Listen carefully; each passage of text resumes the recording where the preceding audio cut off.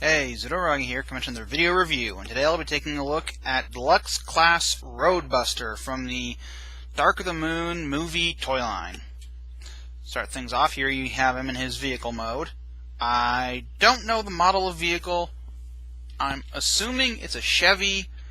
All I know is it's a race car. Number 88. I have no idea who drives that. I know literally nothing about NASCAR or whatever, but here's his size compared to a soda can. Basic Deluxe class size. His colors aren't anything special, but they're not bad. Mostly a medium green color with quite a bit of white, some translucent pieces, some translucent blue pieces, as well as hints of red and silver, some black, and then orange. Quite a bit of orange for the 88 on him, you know, on the doors, on the roof, whatever amp is. My view from above, view from below. All things considered, this isn't really that bad in terms of kibble. I mean, yeah, it's not perfect, and those screws are really rusty. How did that happen? Yeah, whatever. He rolls fairly well. You know, the wheels do their job, but some of the robot bits stick down a little too far for my liking. No posability beyond that. He does come with a single mech-tech weapon. A gun that becomes a chainsaw. Yay. It can be stored on him. There is a mech-tech port with a spring-loaded tab or port here on the top, so that looks completely ridiculous. You can also stick it on either of the mech-tech ports on the door. Oh no, I guess you can't in vehicle mode. Okay, just right there. You can also turn him into his what did they call it? Stealth mode? Something anachronistic like that. Anyway, you can turn him into his whatever that mode was by just taking these panels, bringing them out, getting all of this folded out, which is much harder than you would think. Let's see if I can get any kind of leverage on it. Come on. Come on. They go on there very securely, but a little too securely for what this plastic can handle. Just lift those up. Get these sections out, bring this out like that, fold that back down, get these little wing sections folded out, and there you have him in his not so stealthy mode with giant rocket launchers on the back. So that's a thing. Now to get him into robot mode. How do we want to start this? Okay, first thing I want to do is take the sides of the car and just pull them out. And they will come up to there like that. We'll work on this later. Then just take this middle section, bring it all the way down, and just get this bumper out of the way so you can get these two panels pushed out from there. Bring those up like that. And we'll work on this. Raise it up a little bit. As you saw during the showing off of the Stealth Force thing, it's not the easiest thing to undo. Basically you need to get these panels or these chunks up over those arms, and the plastic just doesn't feel strong enough for the amount of force you have to put onto it. It just feels like anytime I'm doing it, I'm going to snap it in half. But just get it out like this, fold out these little wing things, like that. And you basically have his shoulder cannons. Take all this, bring it up like that, squeeze these panels in, turn this around, 180 degrees. Fold this up, bring down this first hinge, and then these tabs will sort of go into those slots, right into that track right there, and these little slot port things will go onto this section of his abdomen like that. Bring the arms the rest of the way up. Come on. Bring these little panels out. Fold up these panels against the wheels. Come on. Up and out. And out. Split his legs and rotate them forward.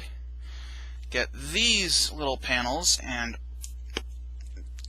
tilt them back on hinges that are way too tight. Just like that. Get his feet in place. And then just get him to where he'll stand, like that. And that didn't sound good. Well, there you have Deluxe Class Roadbuster in his robot mode. Size to a soda can. Pretty average for a Deluxe Class. Colors are similar to vehicle mode, but they're changed quite a bit, actually.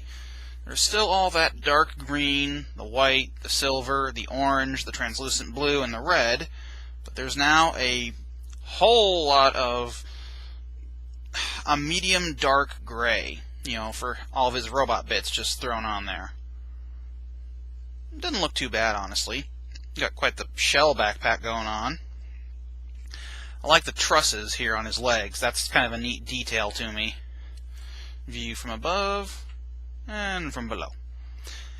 And I don't know what it is, but there is this weird dust. It's orange dust, not Cheeto dust, I don't think, but it is all over the figure. It's on his arms, it's on his backpack, it's everywhere. I have no idea what it is. It's so weird. I mean, you can see it just caked on this shoulder. If it'll focus. Come on. You can just see it caked on there. And I have no idea what it is or where it came from. But it is so weird. As far as posability is concerned, it's pretty good. His head's on an all too loose ball joint, so it just sort of flops all over the place, but it can go all the way around.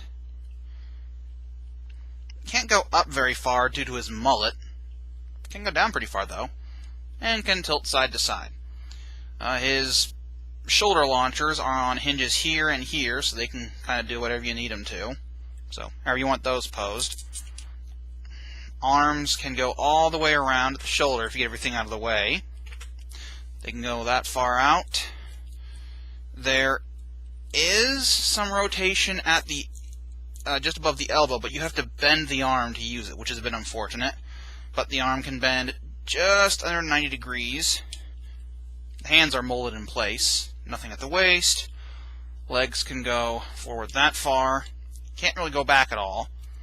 Can only go out that far. Although I think that this wheel, there's a pin there and there. I think the wheel is supposed to be able to come down, but I haven't figured out how to do it, so. Knee can bend that far at one joint, so not too bad. And of course there is rotation just above the knee. And of course the feet can move up and down to give you some pretty good poses. And like a lot of the more recent figures, his feet are actually molded in that basic A stance, if he will stand. There we go. Come on. He does have heels, but they're just far too insubstantial. And of course, like I showed you in his vehicle mode, if I can get him to... Come on. Don't be like Sentinel. Okay, there. He does have his weapon. It's just a little gun thing with a chainsaw on the side, but when you pull this tab back, it's now pointing out front. Unfortunately, to my knowledge, there is not really a way to keep it like this. so that's annoying. There are several ways he can equip it. His hands are molded in just the right way that you can put this post into them, but it's not the most secure fit. He does have 3mm clips here on the underside of his arm to put weapons like that on there. And of course he has MechTech ports on the sides of his arms, so you can just pop this in there. So that's pretty cool. Of course, unlike many MechTech ports, it's not spring-loaded, so you have to push it back out yourself. And if you don't want him holding it, there's still this port on his back, so you can store it there. And I always like when there's storage for weapons. It makes me smile. Yeah. He's a pretty basic and simple figure, but he does the job. I haven't really looked at Roadbuster's design enough to know if this is fairly screen accurate, so for the time being I'm just assuming it's like sort of a middle ground, where they sacrifice some screen accuracy for, the ability to transform and pose.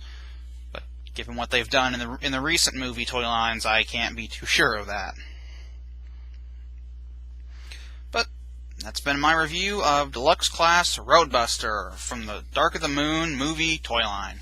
Until next time, bye-bye.